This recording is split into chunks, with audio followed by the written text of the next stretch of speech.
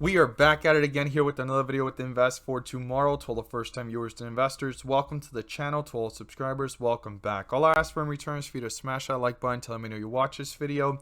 Helps out the YouTube channel and lets me know you appreciate the time and effort I put into making these videos. So CEI has been in a downward trend in the last several days, but it is holding itself up from these lows down here after that reversal. I did state that this could react like a dead cat bounce, and we're seeing it actually pull downwards. And we're going to break down all the data here in this chart. But before we do, based off of 42 vision on the 30-minute and the 1 day, and even smaller time frames like the 15-minute, just to compare, I'm going to share with you guys the opportunities I mentioned this morning over at the Discord. And if that's something that interests you and you want to become part of, check out the link down below in the description, and we're going to jump right into it here with CEI. So the opportunities I mentioned this morning over at the Discord turned out to be phenomenal and beyond expectations. And regardless if the S&P 500 index continues to pull down lower and struggles to get back to all-time highs, or portfolios are sitting in the red or sitting sideways, I will continue to look for opportunities daily, and you can become part of this as well by joining. The link is down below in the description to the Discord, and you'll become part of a growing community of investors all looking to learn and grow together. So these are the stocks I mentioned this morning: EZFL and VLCN. And EZFL turned out to almost turn into a home run. It missed it by just a few percentage points. We're going to look at that in just a moment. And VLCN gave us small jumps of 3 to 5%. And here in the chart, you could see when I mentioned EZFL sitting sideways as it pulled downwards in the pre-market. It dipped right after the bell, and it took off in a matter of 20 minutes to a highest point of 15% plus, almost reaching 20%, around 18% plus in that highest point of peak. And that is something you can become part of as well if you're interested, by catching these opportunities when I mention them in the pre-market, and we look for them every single day. Check out the link down below, and let's jump into these charts. So here we are with CEI, and CEI, as I stated earlier, has been pulling downwards. On the 30-minute, you could see the weakness in that full transition since Friday.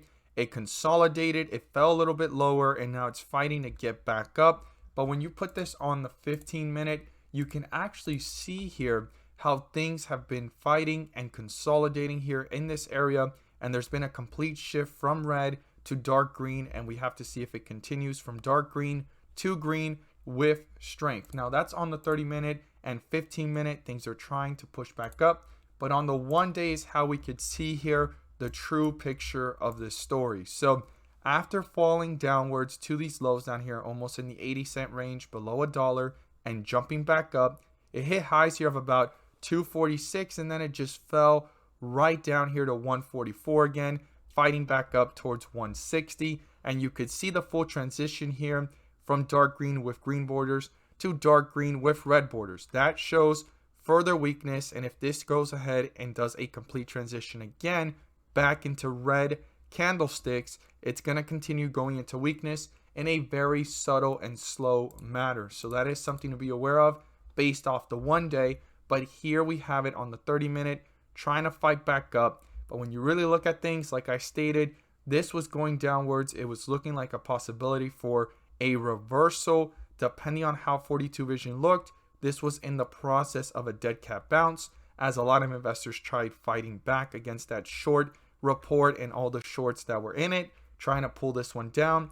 And then you could see here the momentum fading pretty quickly. Now it went all the way back up here to 245. I mean, that was a big move, and nearly tripled from down here at these lows all the way back up to these highs. And now it's literally sitting in the smack middle of it all, right? From those lows, from those highs, and the whole entire process. So it's going to be important for investors to watch this one carefully. And based off of 42 vision, if that 1 day continues to transition into weakness, that is going to be a sign that even though it's holding up on the 30-minute and it looks like it's fighting, it's going to be even further to the downside on pressure. And you can also see here how volume has been a lot more outflow than inflow, and the momentum of this stock got hurt since this point back here at the peak here on the 29th of September. after the fake offering report that came out. A lot of people were saying it was real, then they found out that it was fake, and then the CEO even stated that it was not a real document. Then started to go back up, fighting chance there. But when you really look at the bigger picture, just based off of 42 vision, you can see the weakness all the way up to the date that the short report came out. Things were going into weakness regardless, and this just sped it up pretty fast and made the whole entire momentum just go straight down as we saw it, and now it's trying to fight. So when I talk about 42 vision, the weakness, you could see it there. I've pointed this out in previous videos, right there on that point of those dates. And then when you come over here, you could see at these point of these dates how on 42 vision things were going up pretty fast, and also all the green, and then you could see all the red from the 29th all the way up to this date here on October 1st, when things just went into extreme weakness after that short report. So that is important to be aware of based off the history and the behavior that's been going on, because a lot of people are probably coming across this one now or hoping to catch this one at this dip, quote unquote, what you would call a dip, hoping that it's going to go back up to these levels. But it's going to take a lot more than just volume, because it's been having a lot of volume in the last several days. But when you really think about it, the average volume for the last 10 days is 623 million. So even though 216 million is high in volume, it's not enough to compete with the average volume that we saw when this uptick happened, and even on the way down, and how fast things were moving up when it would go down, right? Because it even had moments within those days that it would pull down really fast, and then all of a sudden it would go back up and recover those losses. That's not the case here. When it starts going downwards, it is actually going in a downward trend, and it's a lot harder for it to jump back up to where it recently started. We're going to see, because it's trying to do a shift here, and off the 30-minute you could see that there is some strength. And what I do like so far is the fact that from way down here up to this point, there has been a move, right? That's what you would call a move.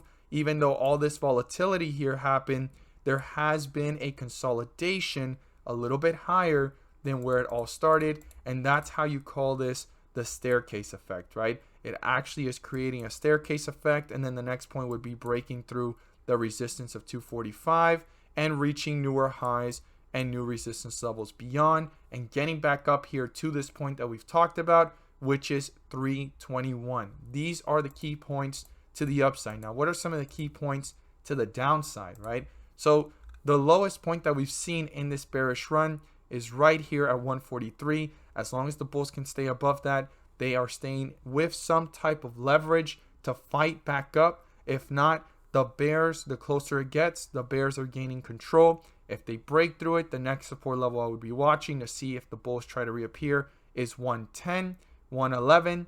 And if not, the bears are definitely tearing this one down fairly fast and dominating the charts and the momentum of the direction of this stock. I look forward to seeing your thoughts down below, how you feel about this one. Do you think this one can get back up to the levels that it came from before the short report? I look forward to seeing those thoughts down below in the comments. As always, guys, thank you guys so much for watching, and let's make some money.